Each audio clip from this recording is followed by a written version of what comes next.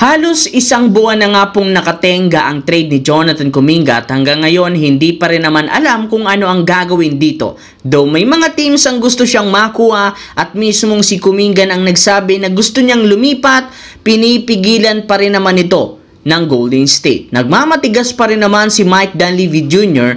sa kanilang desisyon na panatilihin ito. Dinedemand nga ng batang player na kunin ito ang kanyang bagong extension o kung hindi naman ang qualifying offer. Subalit dahil sobrang natatagalan ng transaksyon ng Golden State, naapektuhan rin naman ito ang iba nilang malalaking plano kagaya ng naibalita noon sa pagkuha kay Al Horford. Since nakapending ang trade ni Kuminga, wala rin naman silang cap space para mabigyan ito ng kontrata, kaya hindi nga po malabo na makansila ang pagkuha nila sa veteranong big man dahil posibleng maunahan pa sila sa pagkuha sa kanya sa free agency market. Samantala, nakafocus ng husto si Luka Doncic sa magiging kampanya ng Slovenia sa 2025 Eurobasket na magsisimula na ngayong Agosto. Pero sa kabila niyan, hindi pa rin naman ito pinapabayaan ng Los Angeles Lakers dahil hands-on pa rin siya sa bagong lineup na ipapasok nila sa NBA season na bagong regular.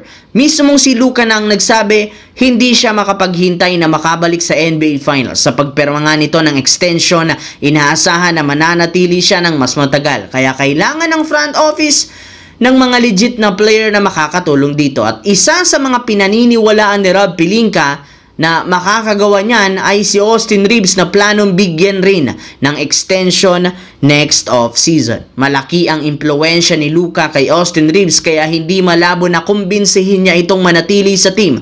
Sa madaling salita, malaki ang tsansang bumalik si Austin Reeves sa Los Angeles Lakers kahit ano man ang mangyari next season. Sa kabilang banda naman, lingid nga sa inyong kaalaman ang magiging qualification match nga ng Gilas Pilipinas at Saudi Arabia ang maituturing na do or die game. Meaning kapag nanalo sila, sila ang mag-advance sa quarterfinals at tatapat sa Australia. Ngunit kapag natalo, tuluyan na nga silang babalik sa Pilipinas at matatanggal na sa FIBA Asia Cup. Kaya kailangan talagang magdoble effort ng Gilas laban sa susunod na laban. Taong 2022 pa nga muli, huli nilang nakatapat ito kaya hindi nila kakayanin nilang talunin gayong napakalaki ng in-improve nito bilang isang team. Sa madaling salita, dapat magkaroon ng Gilas ng plano, especially si Coach Tim Cone ng bagong estratehiya. At mukhang yan rin naman ang gagawin na susubukan nilang pagandahin ang rotation sa simula sa pagbabangko sa mga players na nag-i-struggle kagaya ni Scottie Thompson